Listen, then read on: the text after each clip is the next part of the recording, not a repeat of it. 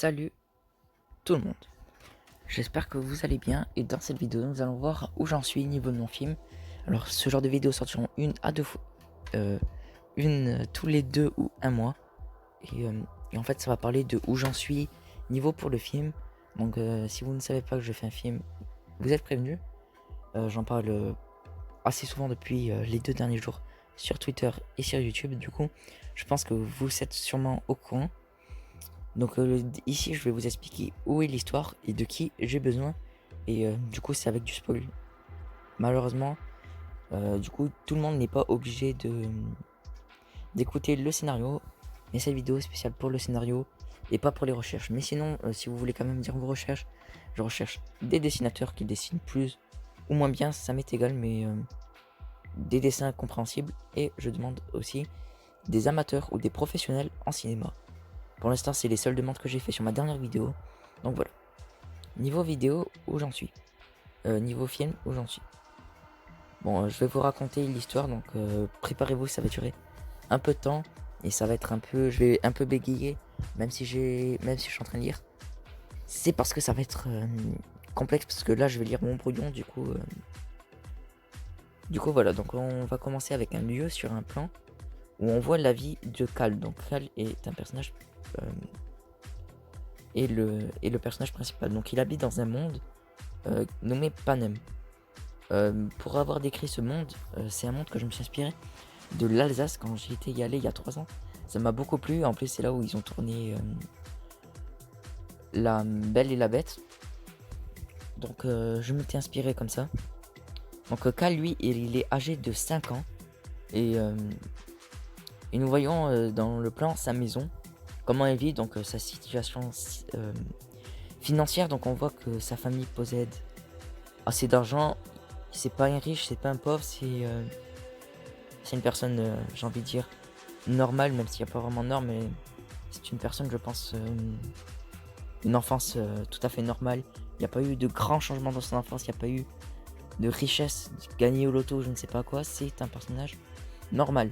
Donc j'ai décidé de faire ça pour tout simplement faciliter la compréhension de ce personnage.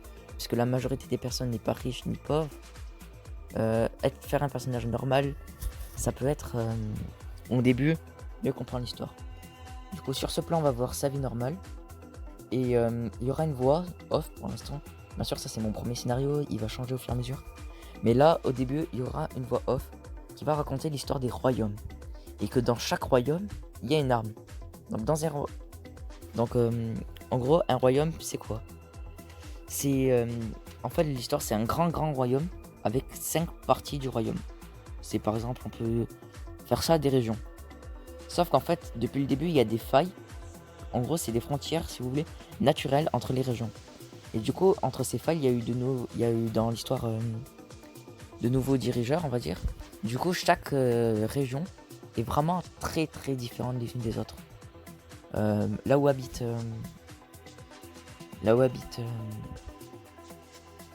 Cal, c'est à Panem, donc son petit royaume s'appelle Panem,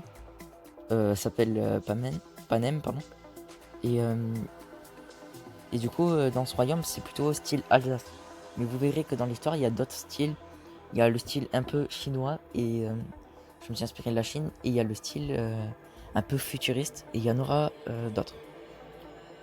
Donc là, on raconte et que dans chaque sous-royaume, on peut dire, il y a un arc. Il y a des armes en fait des armes de la région du petit royaume.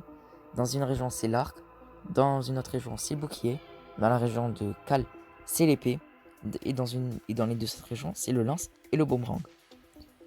Donc ces armes, je me suis très souvent inspiré de Zelda, par exemple l'arc qui fait référence à l'arc des Piaf. Le bouclier, on peut faire référence au bouclier des Ilia, l'épée légende, la lance des Zora, et le boomerang c'est une arme que j'ai beaucoup aimé sur le gameplay en fait de Zelda. Donc ce sont des armes, je me suis inspiré de ça. Bien sûr elles n'ont pas le même physique et elles n'ont pas les mêmes idées. Par exemple l'arc ne va pas tirer 3 flèches en même temps. L'épée ça ne sera pas l'épée des légendes. Bref, c'est différent, mais en fait, c'est pour le dernier, je savais de base que j'allais faire un arc, un bouclier, une épée. Les 2 derniers, c'est vraiment là où je me suis le plus inspiré. Donc dans la scène Cal a 5 ans, du coup, on le voit jouer dans sa chambre, donc une chambre ni grande ni petite. Je pense plutôt du 15 mètres carrés, vous voyez, ça reste une chambre, j'ai envie de dire normale. Et ses parents lisent le journal du jour, car en fait, à Paname, il n'y a pas de télé. Ils apprennent que le royaume se sépare à cause de grands problèmes. En fait, l'histoire là, c'est qu'il y a des failles, vous voyez qu'on en parle. Elle commence à se détacher du continent. Et du coup, ce qui va créer des îles dans l'espace. Et du coup, sur ces îles, on va voir tout. C'est comme si la France en fait se divisait en 5. Donc il y a vraiment des problèmes liés au commerce, aux famines qui commencent à être. Il y a quelques morts. Et les manifestations sont de plus en plus nombreuses. Et du coup, maintenant que chaque île, que chaque royaume sont devenus des îles qui sont dans l'espace, personne peut y aller.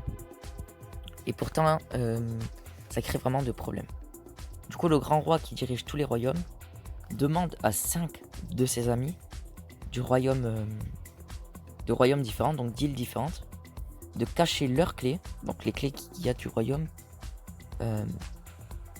En fait, à quoi servent ces clés?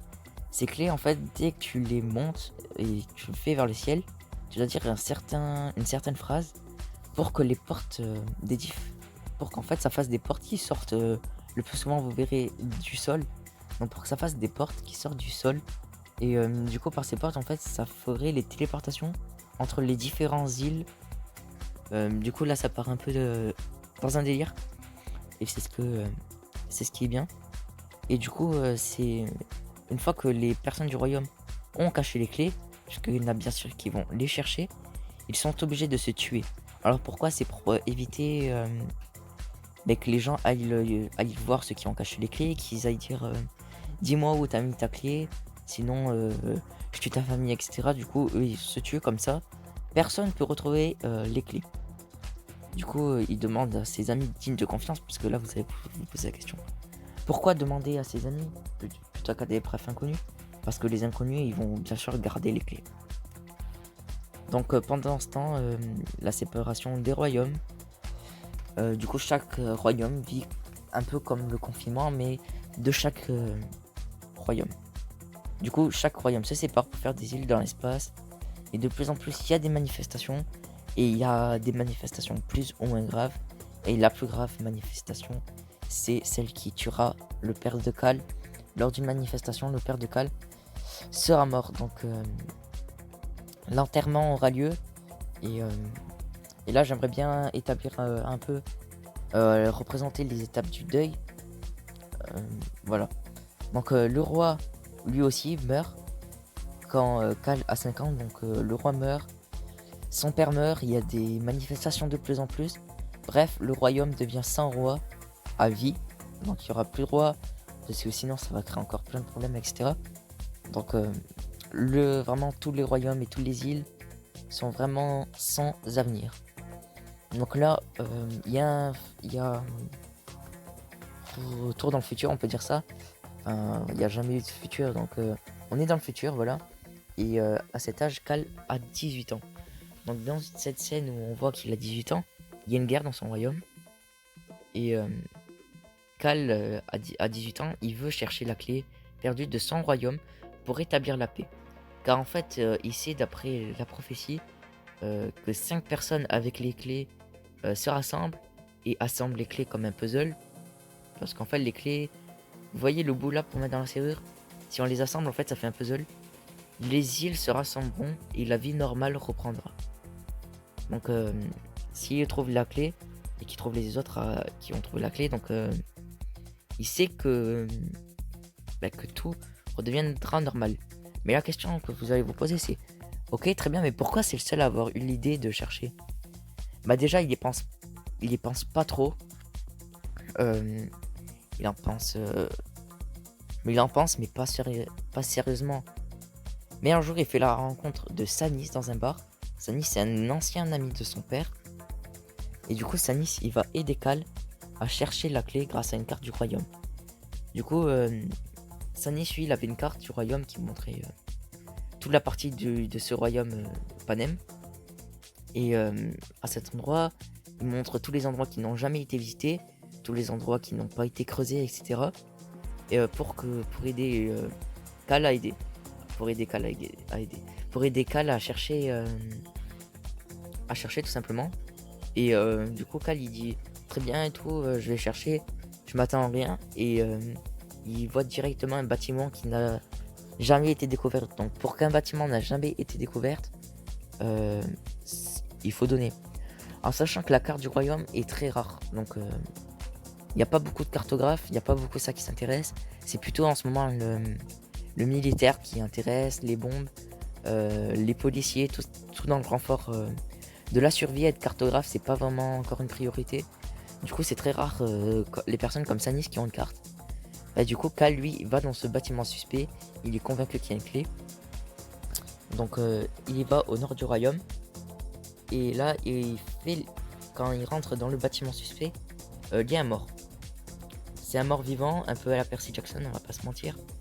Vous voyez lui qui embauche les personnes dans les barques. C'est un peu lui que je me suis inspiré. Donc il fait la découverte d'un mort.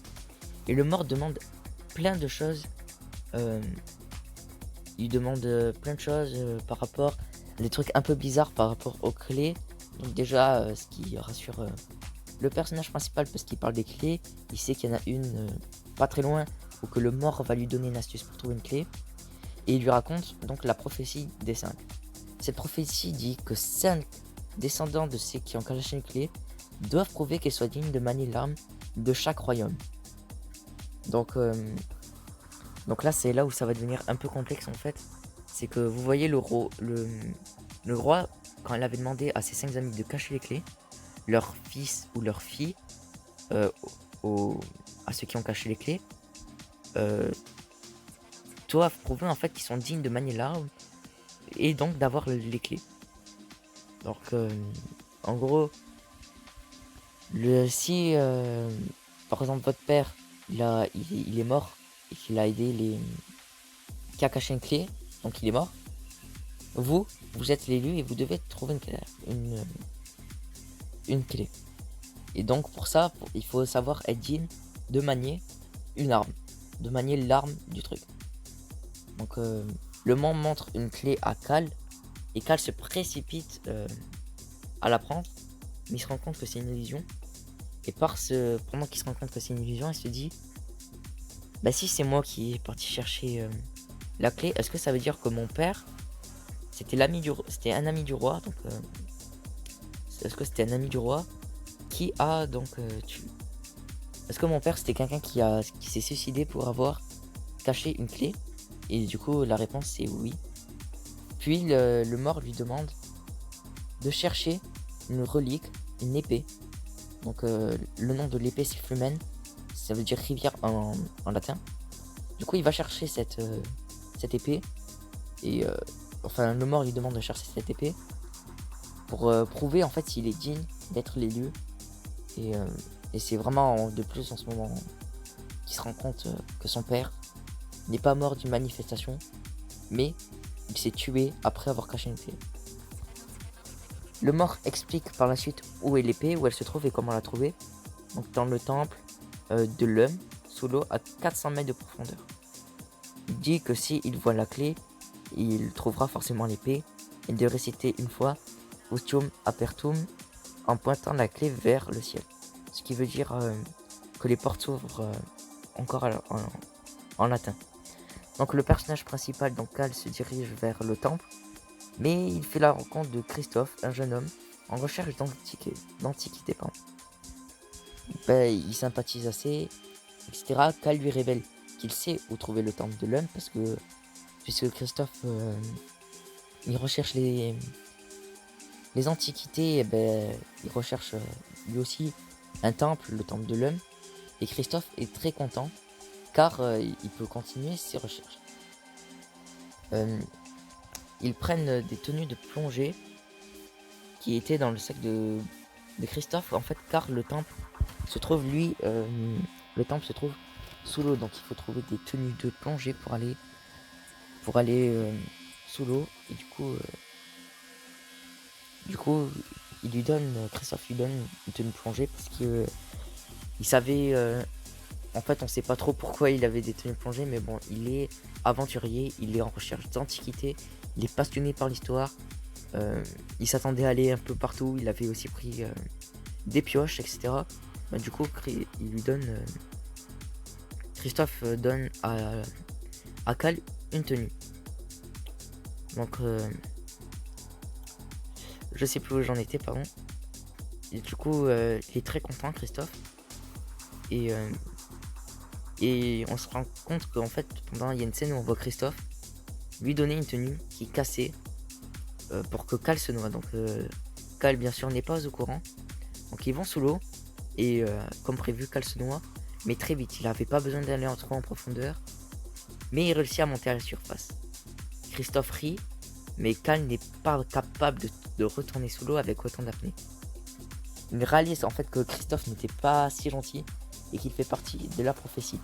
C'est à ce moment-là qu'on sait que Christophe est aussi un élu, donc qui a déjà trouvé une clé sûrement, parce que je vous rappelle qu'il n'y a qu'une clé dans un royaume et que cette clé permet d'ouvrir les portes.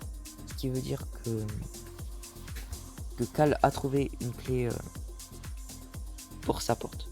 Pour la porte de son... Pardon, c'est un peu compliqué. Hein. Pour Cal trouve la porte pour... Christophe a trouvé la clé de son royaume. Donc il s'était porté dans ce nouveau royaume pour lui aussi en fait retrouver une deuxième clé. Mais Cal ne va pas se laisser faire. Il replonge avec sa tenue de plongée cassée. J'avais oublié de dire, mais avant, Christophe lui a donné un truc qui permet de mesurer où on est sous le sol. Et il replonge avec sa tenue de plongée cassée. Le temps est donc à 400 mètres sous l'eau. Cal a de plus en plus de mal à respirer. Donc il est à 100 mètres sous l'eau. Et il le sait grâce à son engin que Christophe lui a donné. Cal n'arrive plus du tout à respirer, il se noie, mais il se fait avaler par Enna.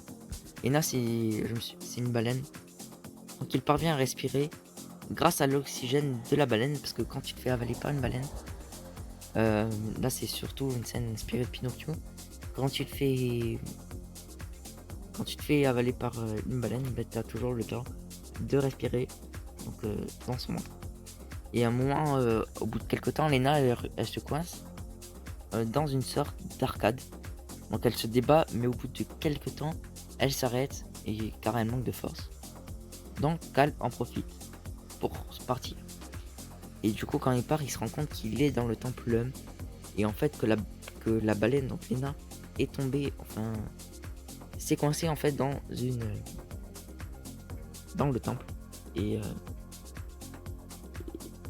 il a très envie d'aider Lena, mais il a peur qu'elle le mange, donc il la laisse en se disant qu'il va le sauver une fois parti. Donc il peut respirer car il est dans le temple.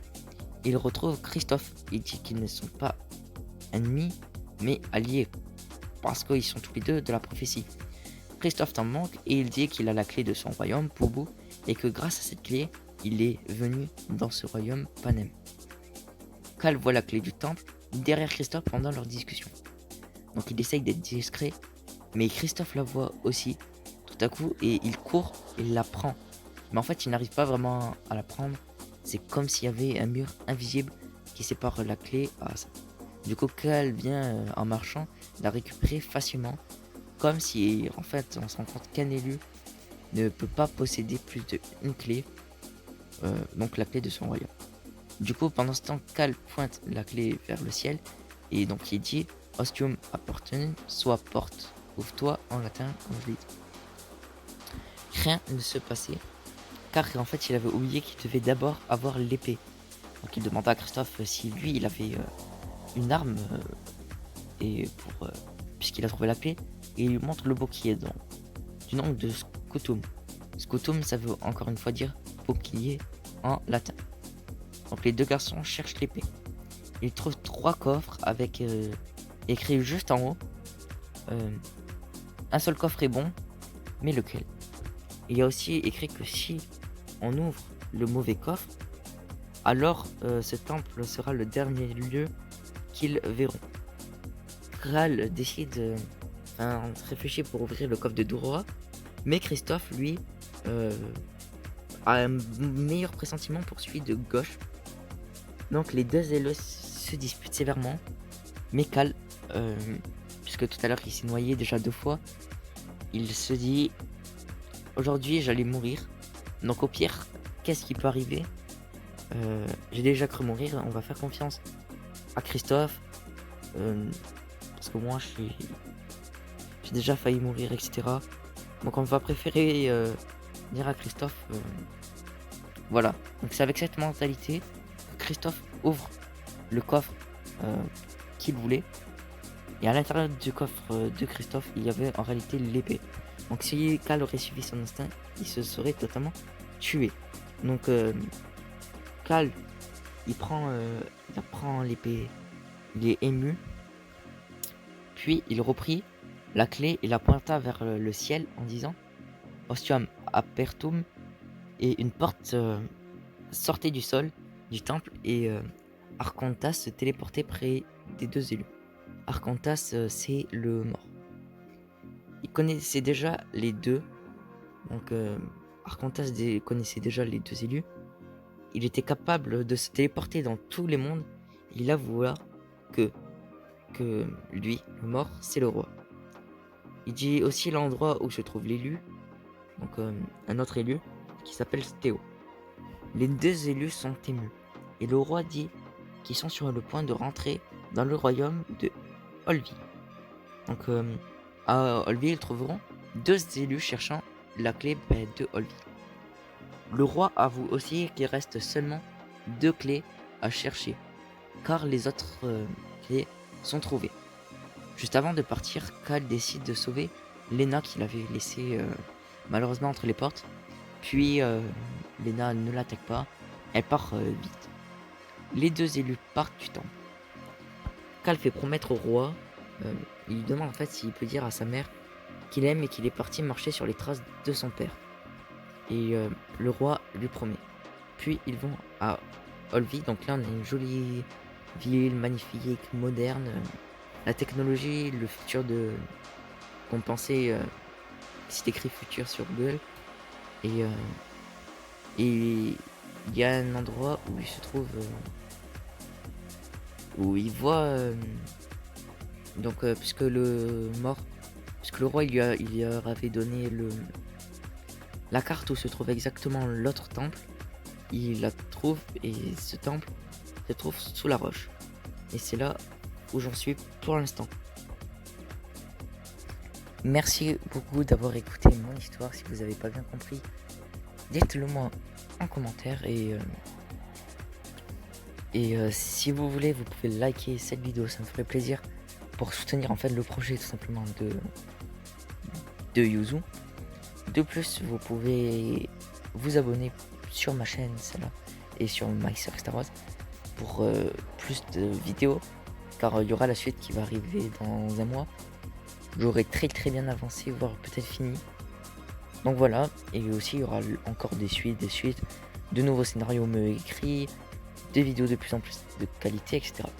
Si vous connaissez quelqu'un que cette histoire peut plaire, pour participer, si c'est bien dessiné, si c'est un amateur ou un professionnel tout simplement du cinéma, vous pouvez le partager de la vidéo. Bref, c'était Gaming Arc, et ciao.